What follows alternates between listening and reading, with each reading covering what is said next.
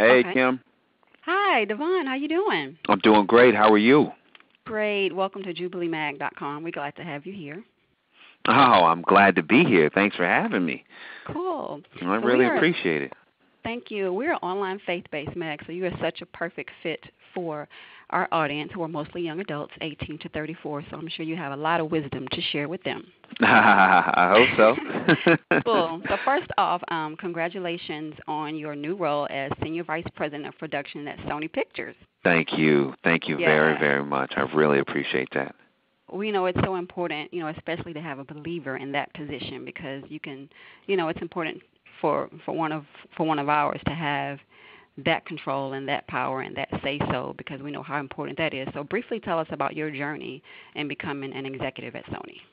Yeah, I became an executive at Sony really, if you go all the way back, I got my start as an intern at Will Smith's, the company that managed him. And then when Will started his own production company, I became an intern there. And then I moved on from being an intern. I got promoted to being an assistant at his company, Overbrook Entertainment, and I was working for his producing partner. Then eventually left there, got my first executive job. Tracy Edmonds gave me my first executive job, which is so amazing, and then left Tracy Edmonds to go to MGM. And as soon as I got to MGM, about 6 months into being there, the company got sold, and so it got sold to Sony, and that's how I got to Sony, was through that transaction, and I've been at Sony ever since for about 7.5 years. Wow. So tell us about we've read and we know how your faith played a huge role in the position that you have. Tell us what it was like that day when you went in to tell them that you couldn't work on the Sabbath, and the Sabbath was very important. Tell us, for those that are managing, life in ministry, or being a pastor, or just being a Christian, period, and managing the entertainment industry. What is that like? Well, see, here's the thing. What it was like was, for me, before I even accepted the internship, I let them know about my commitment, my faith commitment, which was observing the Sabbath. So that's funny, because at the end of the the interview, here I am, like 18 years old, and they're like, "Hey, is there anything else you want to add?" And I'm like, "Yeah, well, here's my one stipulation. If you are so kind enough to give me this internship, I don't work Friday night sundown to Saturday night sundown, and I will not work on that day. No calls, no emails, none of that. And if I have to work, then I won't be able to take the internship." And, after a moment of silence, which I said, "Oh, man, this ain't right, God. Why you going to get me up in here and then take away the opportunity, right?" But after a moment of silence, the head of HR who was doing the interview said, "No problem, we can work around that." And so what that did, for me, is it gave me confidence. It's like, okay, wait, I can actually be who I am, honor my commitments, and the doors that God has opened or ordained for me to walk through will be opened, right? But they will only open if I hold true to what I believe. And then the doors that won't allow me to do what I believe, then those aren't the doors He's opened. So every job that I have taken since that internship, before I accept it, I let them know about my Sabbath commitment and make sure up front that we are both on the same page about my commitment, and that they can honor it. And if they can honor it, then I will accept the job if it's the right job. And what it does is it creates an ease, because sometimes we'll accept jobs or positions, and then there's things we want to get negotiated after the fact, which is harder to do. It's much easier up front to get everything out, everything that's important to you, negotiated up front, so that both parties know exactly what they're getting into and know exactly what the stipulations are, so that way, once you're in the job, you can just manage what you've already agreed to, instead of now trying to create something or add something that might be difficult to do. So I encourage everybody, make sure you know what you stand for, what's important to you, and don't be afraid to have those conversations up front. Wow, that's awesome. So let's switch gears to your book, Produced by Faith. Tell us, what was your main inspiration for writing that book? My main inspiration for writing the book is I really wanted to help people. I really see people struggling in their faith, struggling in their life. I see people in jobs that are not maximizing their position, that aren't going to work inspired, that they seem to be in a dead end, And so I see so many people who have the talent, they have what it takes, but they just need a perspective shift to help them understand where they are in life, where they are in their story, so that they can continue to come in the office or do whatever they're doing with a lot more motivation, knowing God is behind them. And I really also wanted to bring more faith to this pop culture generation. I feel like, this generation is being influenced by so many different influences, so to speak, and I really wanted Produced by Faith to be one of them, because I know that, where I am in Hollywood and what I'm doing in this industry is only because of my faith. And I know that faith works, so I wanted to write a book that could help capture all of this, yet be simple enough and practical enough that anybody, no matter what walk of life you're in, can take the principles of Produced by Faith and apply it immediately to your life and your career and see the impact right away. And that was my motivation, and that's what keeps me motivated. I still have a long way to go with the book, and I'm doing book signings and I'm preaching, and did an episode of Oprah's Super Soul Sunday show, which was phenomenal. And so I'm out there. I'm passionate about this book. I'm passionate about this message. I won't. It's like I kind of drive myself crazy. It's like I'm doing my day job at Sony, and my side job is the author and preacher, and I'm just like, what, I can't stop. I can't stop. I can't stop because there's too many people out there hurting. There's too many people that need it. So I'm like, okay, Lord, I got to keep going. And whatever you have written for the book in terms of the impact it would have, then it's my job to just stay faithful and to keep going, so that whatever God has written in my script for this message will come to pass. Wow, that's awesome. And just like you just mentioned, you do several things very well. What do you think is the main secret to success? I think the main secret to success, one, is fundamentally embracing who God created you to be. Mm-hmm. I think you have to really, because see, so many times we just want to get a job, we just want to make money, we want to get a certain house or a certain car or get into a certain school, and we don't always step back and say, well, who am I? Mm-hmm. And what do I believe I was created to do? Real success starts with that fundamental question of who am I?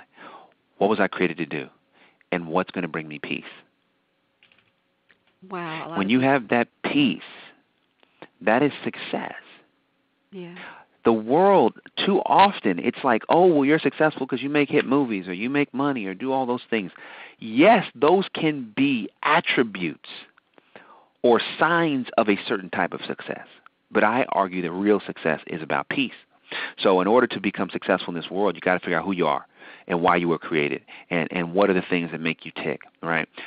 Real success also, I believe, is connected to a relationship with God. You have to understand that God is your director, that God loves you, that God created you, that He has a plan for your life, and He is trying to direct you into success, that He's trying to direct your story. Sometimes you say, oh, God doesn't know. Well, no, we don't know because we couldn't create ourselves. You know what I mean? We were created unbeknownst to no matter what you may have wanted or what I wanted, right? We couldn't create ourselves. So that means that we were created for a purpose and that God has a plan for our life. And when we trust His direction, we will allow Him the opportunity to bring us where we could not get by ourselves. The other part of it is you have to work hard. You have to commit. Success is a commitment. Sometimes when you are committed, that means you're going to do things even when you don't feel like it. I don't feel like working hard today. I don't feel like getting up on time. I don't feel like studying, but I'm committed, so I'm going to do it anyway. Yeah. Too many times people allow complacency, laziness, to get into their story, which it affects your career. And then you start praying, say, God, well, why aren't you doing this? Why aren't you doing that? God's saying, because look, you're not working hard. Yeah. Faith without works is dead. So those are some of the things I would try to impart to those that are looking to find more success in their life. Wow, that's awesome. That's a list right there you can do a whole lot with. So, really, because those are, the foundations of the foundation of what success is.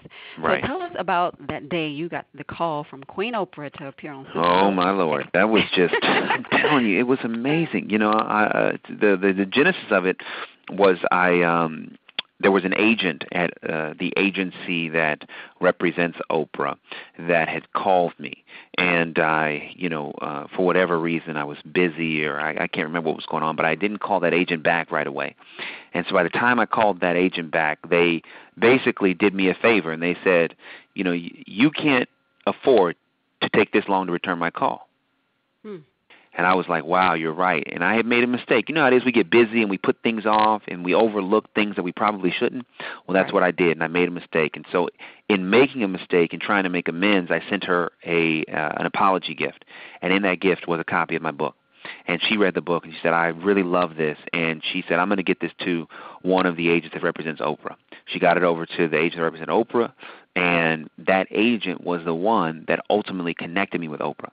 And from the time of the mistake to the time that I met Miss Winfrey, it was about a year almost.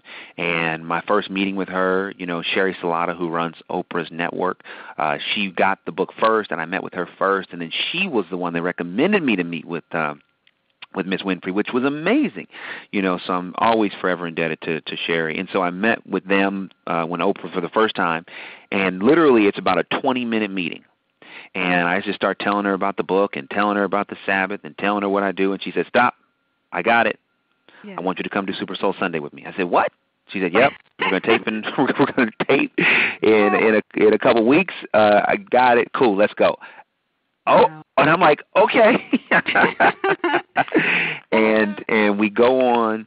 And we taped the show, and then it aired. It first aired in June, and then it aired again this past weekend, September. And the response has been phenomenal. It's just been phenomenal. And it's like any person, if I could just get them to watch that interview, it's a game changer, because it's an opportunity for people to understand what Produce by Faith is about.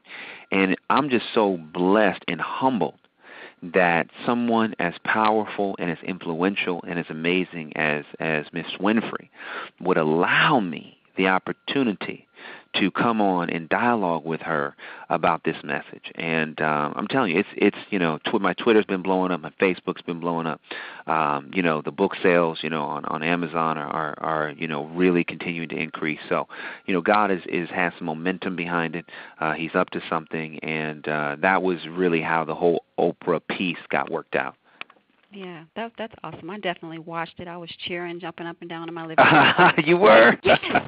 I'm so excited they're talking about this, because that's right on. That doesn't happen every day by the right person that will say the right words the right way. So, amen. We're definitely excited about that. Oh, thank you. One last question. Everyone is, we have a lot of singles and a lot of people that are married. Yes. There are supporters. So definitely a huge congratulations on being a newlywed with Miss Meagan Good. Yeah, that's my baby. It was June 16th, right? That's right. June 16th. So it's been a couple of months. That's right. That's right. Awesome. How difficult or easy was that adjustment from being single to married? That's a good question. It wasn't the adjustment from single to married actually wasn't that hard. It was like, okay, we both were ready to get married. I know I was ready to get married. I think that the adjustment is just in the day-to-day. Okay. Your heart is willing, you love the person, they love you, and then it's just a matter of kind of like, I call it administrating the company. It's one thing to have the product that everybody loves, but the product can't be successful unless you have the right administration. Mm-hmm. So you have to administrate the company. So when I talk about marriage, part of just the adjustment was, just getting to learn each other, what we want, what we need.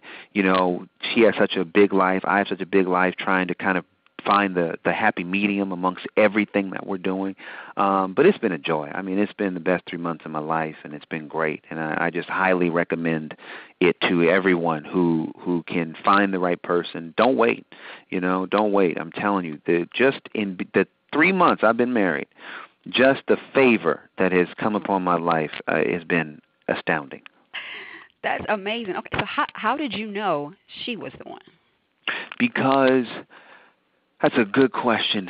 I knew that she was the one probably starting in our third date, and I began to see, wait a minute, this is like, when your heart starts to do something and your brain is like, wait, huh?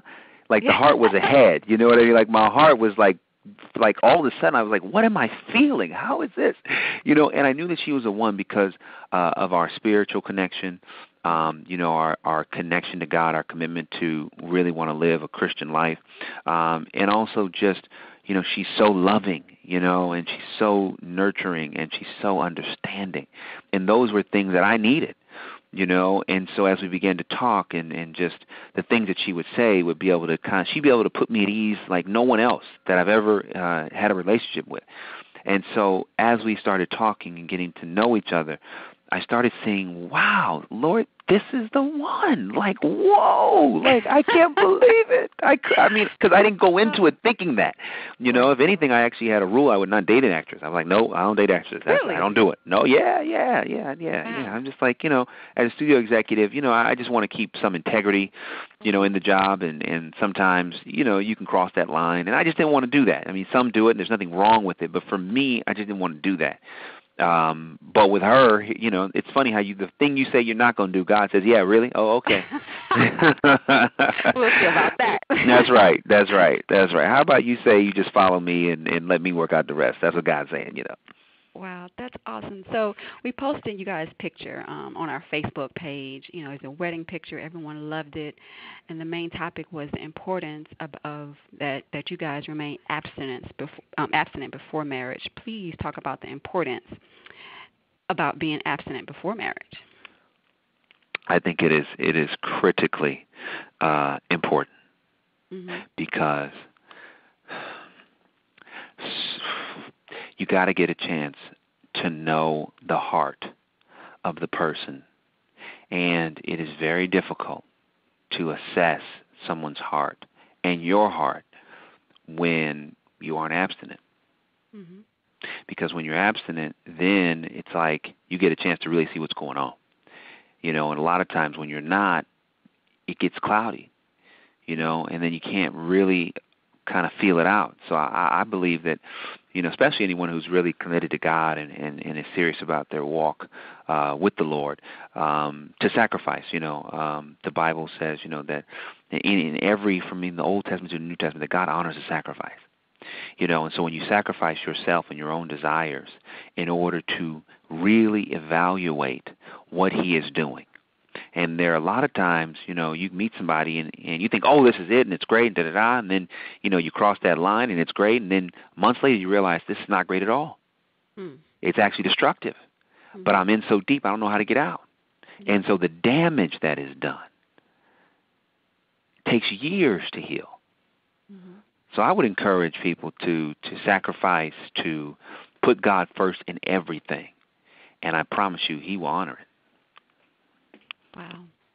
Thank you so much, DeVon. This has been a wonderful interview. We have so many supporters that support you, what you do, your movies, your new marriage, absolutely everything you stand for is such a billboard for the kingdom and for Christ, and it's needed. And so we have many more young producers that's coming up that want to do something similar. They want to merge their faith with the entertainment industry and just really take over for Christ. Yeah. In a way that is really receptive. So we thank you amen. for your time here at Jubilee. You are welcome. Thank you for having me. I really appreciate it. Thank you so much. Until next time, take care. And tell Meagan we all said hi. Okay, I will. You got it. Thank you. God bless. Okay, bye-bye. Bye-bye.